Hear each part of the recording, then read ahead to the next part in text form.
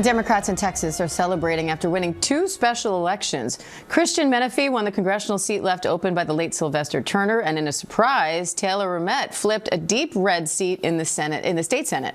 Now Democrats are hoping that that's a sign Texans are ready to flip Senator John Cornyn's seat later this year. Let's bring in Texas State Representative James Talarico, who's running for the Democratic nomination in that race.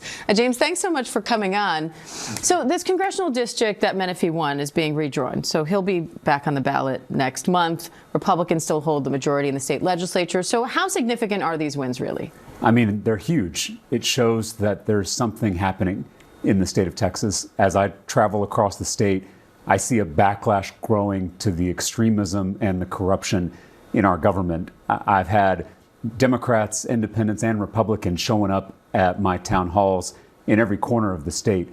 And so I think you're going to see in November us win this Senate seat, and you're going to see us take back our country, which we desperately need now more than ever. When you talk to these people, is there a specific issue that is bringing them together, or is it a variety? I'm hearing about 2 things. One is costs, this cost of living crisis in our state and in our country, the cost of groceries, the cost of housing, the cost of childcare, which is now more expensive than college in the state of Texas. I'm also hearing about corruption.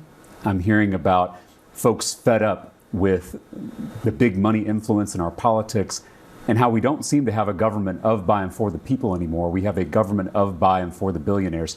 And those 2 things, costs and corruption, are very much linked.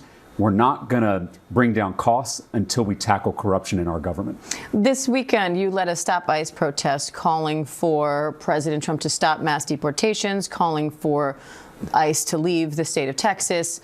Some Democrats have called for abolishing ICE altogether. Others say that that's a toxic position that paints the party as soft on crime. Where do you stand on that? Well, before I was a politician, I was a public school teacher on the west side of San Antonio.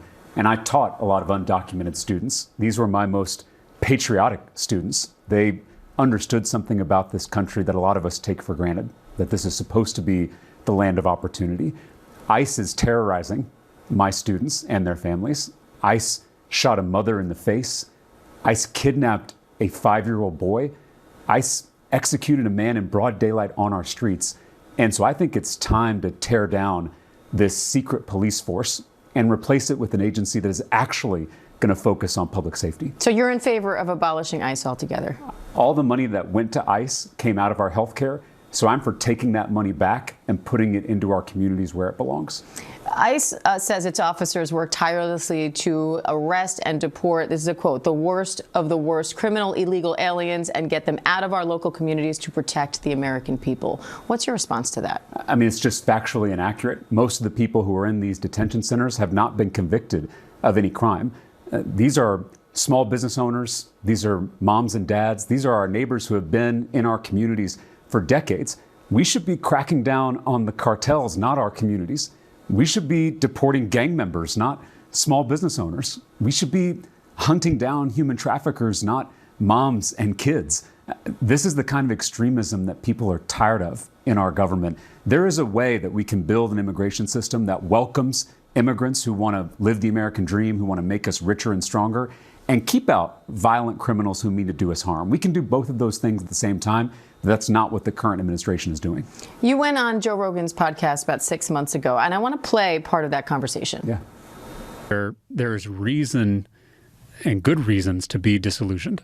Mm-hmm. I guess all I'm pushing back on is that second step of it's always going to be this way. Right. It doesn't have to be this way. That is the key step. Right. So I'm That's not on. because you need to run for president. Yeah. We need someone who's actually a good person. Well, because the Democrats have very few candidates that are. Can I actually push back on that? Please. Because we were talking about how politics has become a religion. Mm-hmm. This is one of the ways it does, is people put all their faith in a politician. The change is going to come from your listeners. Yes. Not from me.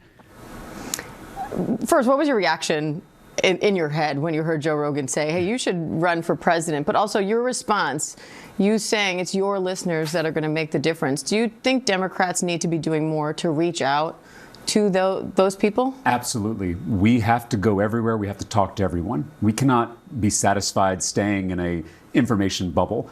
It's why I went on Joe Rogan's podcast. It's why I've been on Fox News. It's why I've been on the Christian Broadcasting Network multiple times. I'm trying to meet people where they're at. I want Texans to hear from me directly. I don't want my vision and my values filtered through a talking head on TV. And that requires courage, especially in this polarized political environment.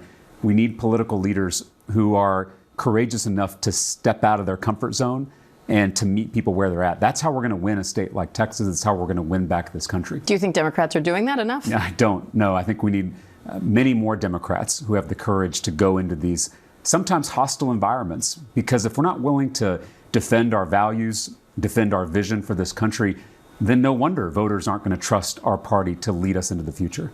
Are you thinking about running for president? No, I am focused on running for the U.S. Senate in Texas. And I really do, given the election results over the weekend in Texas, I think we can win this race. I think we can take back our beloved state and take back this country. You have some competition, not only for the seat itself, but for the nomination before you get there. You're going up against Congresswoman Jasmine Crockett.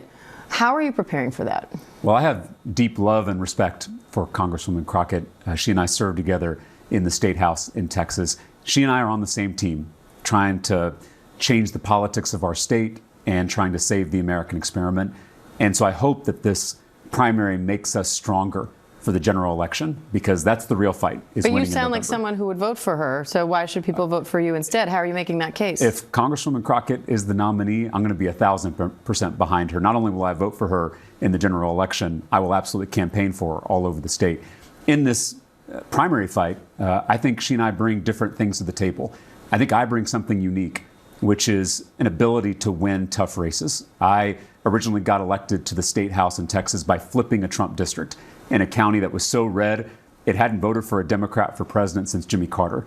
I did that by building a big tent, by inspiring Democrats, bringing in new voters, particularly young voters who were disillusioned with politics, and peeling people off from the middle and even from the right. That's the kind of big tent that we need if we're going to win Texas. I'm the candidate in the race who has experience winning tough general elections. All right, Texas State Representative, Senate candidate James Talarico, we appreciate you coming on. Thank you. Thanks for having me.